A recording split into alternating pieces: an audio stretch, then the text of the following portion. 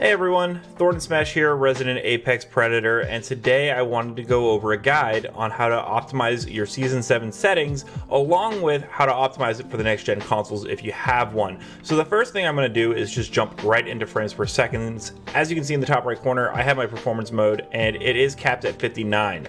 So I want to be abundantly clear, you will not be able to get above 60 frames per second on your Xbox. If you go to TV and display options, you can do 4K and you can do 60. 120 does not matter. Even if you switch it to 1080, you're not going to get it at 120 frames per second until Respawn does an update on Apex for the next gen systems. So don't bother with that yet.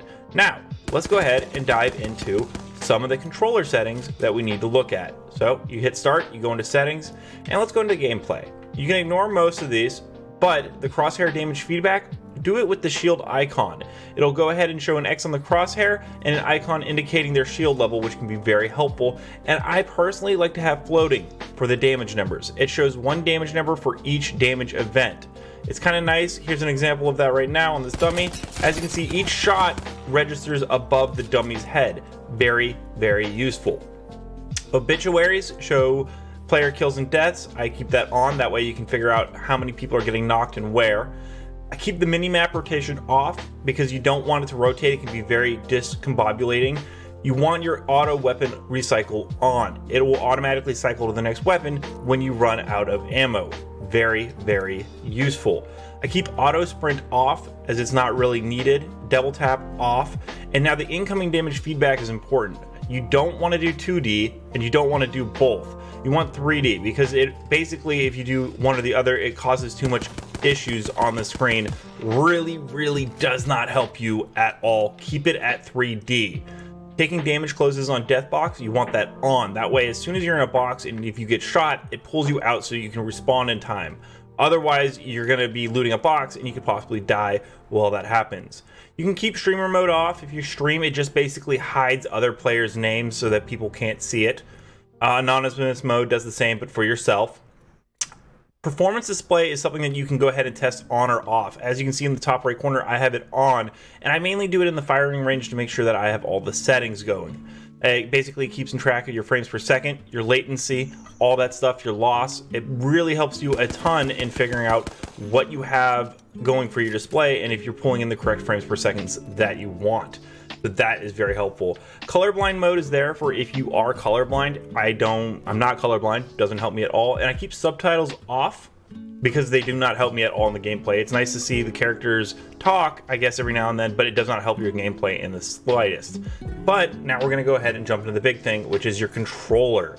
Now, you can select multiple button layouts, and they're all different. So if you play a game like Call of Duty or Fortnite, and there is a better controller setting for you here, go ahead and move it. I find the default to be very, very good as is. So if you're used to Apex, there's no reason to change it. You can also do the stick layout from Southpaw Legacy and Legacy Southpaw. Once again, I just keep it on default. The crouch button should be toggle, not hold. If you do hold, you can get yourself stuck too many times. The aim button is also on hold. You don't want it toggling. You want to be able to look down the sights just like that, and when you release, it pulls away. Very, very simple there. Moving down, look sensitivity. That I play at a very high. Everyone's going to have their own preference. All it does is look from my left to right depending on that speed. It has no effect really on aim down sight. That is a completely different one, and that is right here. Now you can change this and you can crank it up, but you're going to get a lot less accurate. Imagine someone's running, you're just trying to shoot. It's a little too much to try to keep up with. So I like to keep it on my default right here, and I can hit them just fine. And make sure when you do this, you hit apply, because if you don't, you're going to have a tough time.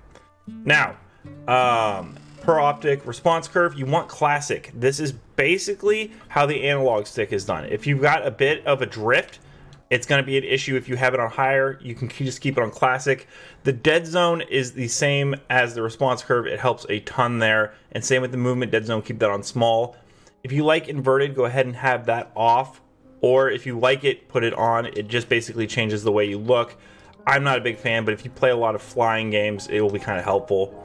Vibration, I always have off. It is a pain in the butt when you're shooting at a target and your controller is vibrating and you're still trying to be responsive with it. It can be a huge liability. Now for video, I highly recommend 94. Now you can crank that bad boy up to 104 like that, and you can see a lot more, but I just am not a big fan. Now the cool thing with the Xbox Series X is you can notice my frames per second is still at 59. That's great. I have no loss of frames regardless of how big my screen is. So that is very nice.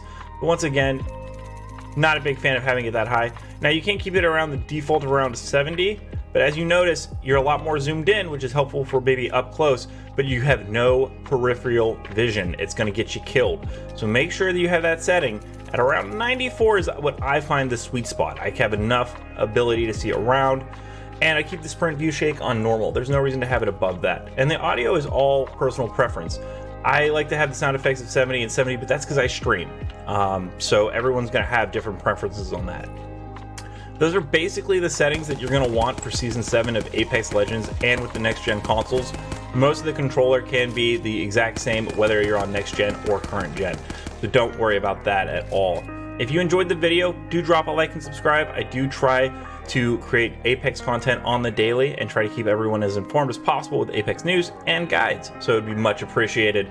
Until next time, Legends, keep slaying in the Outlands, and I'll see you next.